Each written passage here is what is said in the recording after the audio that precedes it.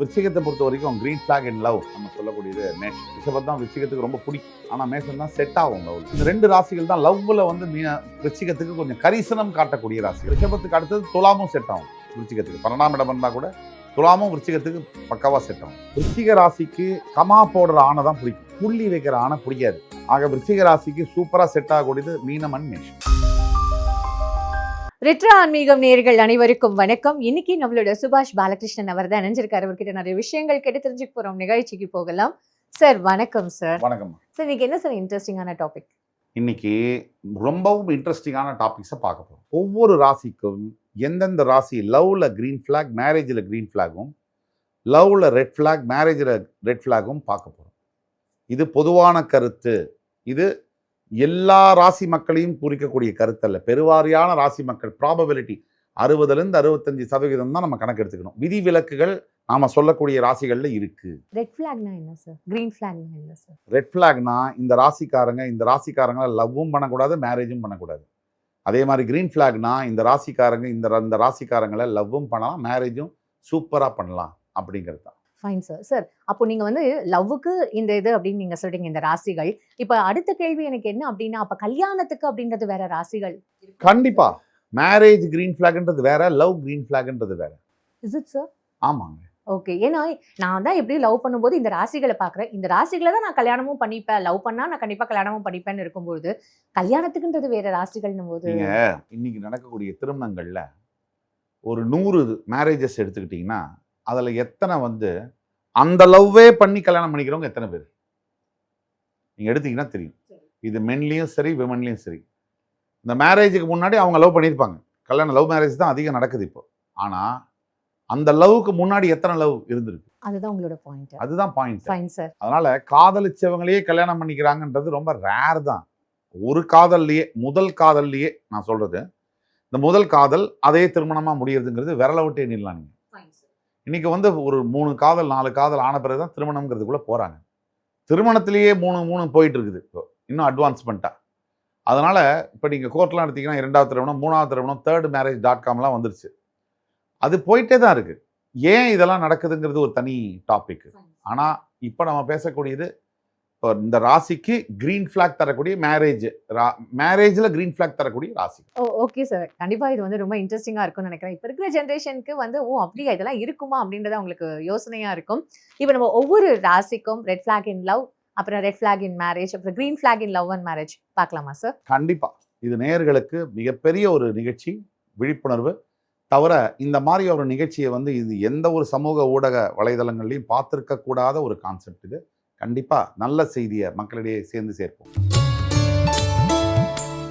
Sir விருச்சிக ராசிக்கு flag, green flag in love எந்த ராசிகள் சார்? விருச்சிகத்தை பொறுத்த வரைக்கும் கிரீன் ஃபிளாக் இன் லவ் அப்படின்னு எடுத்தோம்னா ஃபர்ஸ்ட் வந்து நம்ம சொல்லக்கூடியது மேஷம். கண்டிப்பா மேஷம் தான் எடுத்துக்கணும். ஆனா இதுல இன்னொரு சங்கடங்கள் இருக்கு.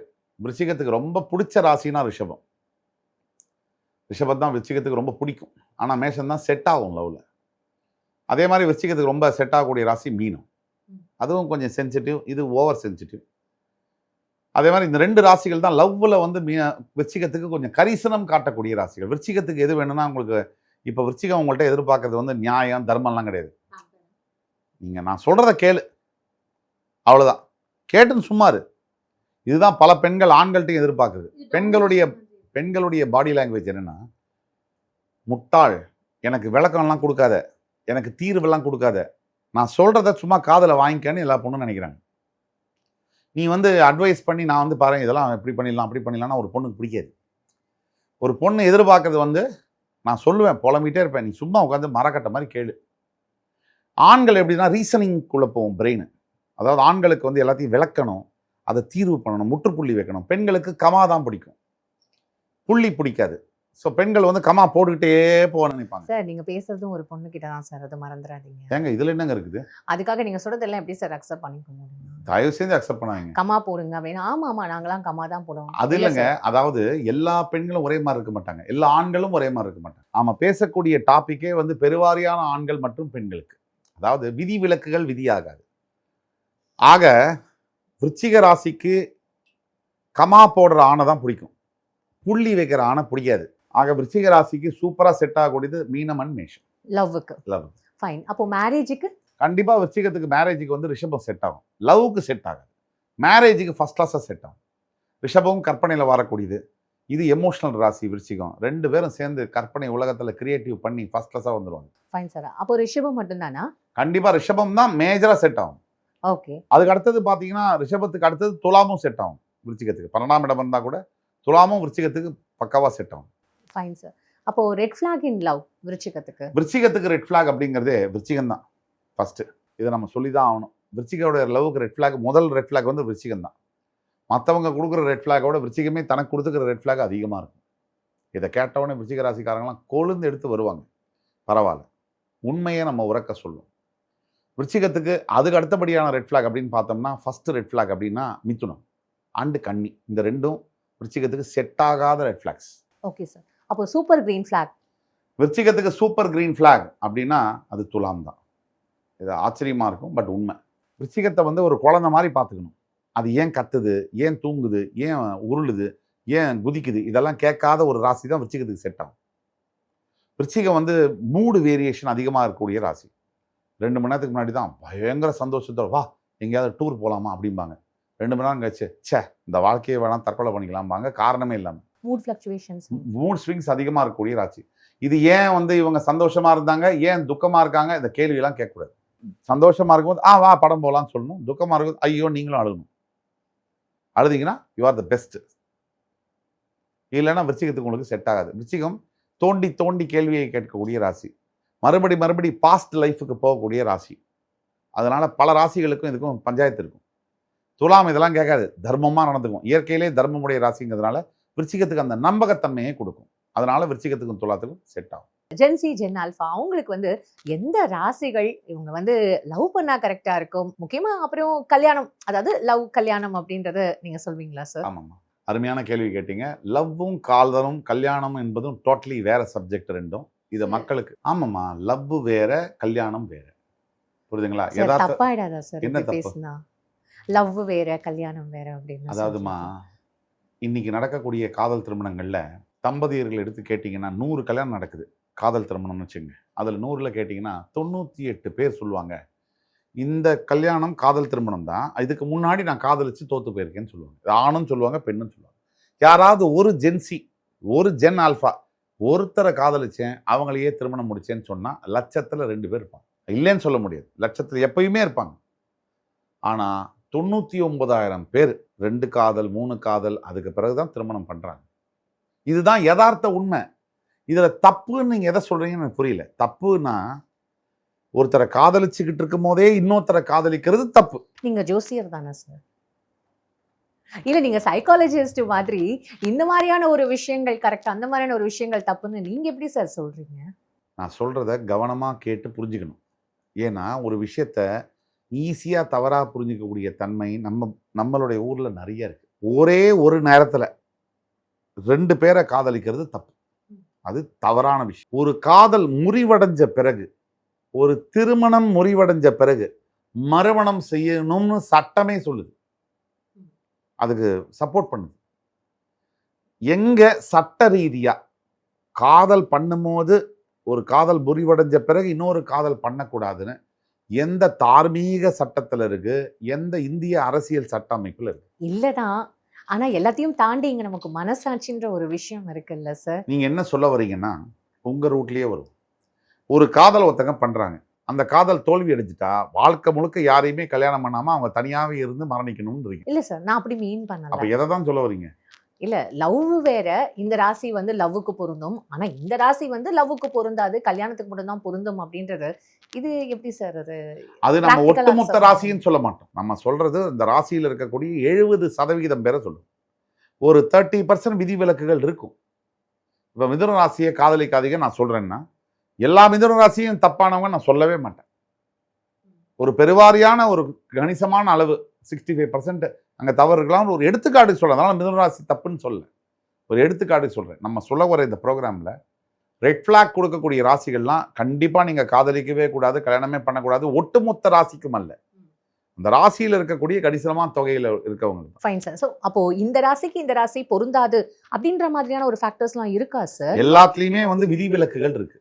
ம். நம்ம வந்து விதியை பத்தி பேசலாம், விதி விலக்குகளை பத்தி நம்ம பேசல. சரி, பொருந்தாதுன்னு சொல்றீங்க. மேரேஜுக்கும் அந்த மாதிரி இந்த ராசியும் பொருந்தாதுமா அப்படின்றும் இருக்கா? கண்டிப்பா இருக்கு, கண்டிப்பா இருக்கு. அது தெரியாதனால தான் பல விவாகரத்து வழக்குகள் இன்றைய குடும்ப நல நீதிமன்றங்கள்ல காத்துட்டு இருக்கு. சார், இப்போ லவ்ன்றது வந்து ஒரு தானா வர ஒரு விஷயம் தானே. நான் போய் அவங்க கிட்ட நீங்க என்ன ராசின்னு போய் கேட்க முடியாதுல்ல சார். சுருக்கமா சொல்றேன், நீங்க ராசியெல்லாம் பார்க்கல, லவ் பண்ணி தானே கல்யாணம் பண்ணிக்கிறீங்க. அப்புறம் என்ன இதுக்காக நீங்க வந்து அதை திருமணத்தை நீங்க விவாகரத்து பண்றீங்க? நான் கேட்குறேன், உங்களை வழியே கேட்குறேன், உங்க வழியில வந்து கேட்குறேங்க. நீங்க எதுக்கு நீங்க தெரிஞ்சு தான் லவ் பண்றீங்க?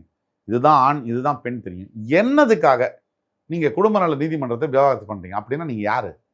முட்டாளா இல்ல கெட்டவங்களா? இது ரெண்டுத்துல ஏதாவது ஒண்ணுதான் இருக்க முடியும். பொருந்தல அப்படின்றது ஒரு ஃபீல் ஆகுது அடா, சார். இந்த ரெண்டுத்துல ஒண்ணுதானே இருக்க முடியும். பொருந்தல நீங்க ஒண்ணு அப்படின்றது- முட்டாளா இருக்கணும். சார், அப்புறம் பொருந்தல இல்லம்மா, அப்படின்றது- நான் கேட்கிற கேள்விக்கு பதில் சொல்லுங்க. நீங்க காதலிச்சு ஒருவரை தேர்ந்தெடுத்து கல்யாணம் பண்றீங்க.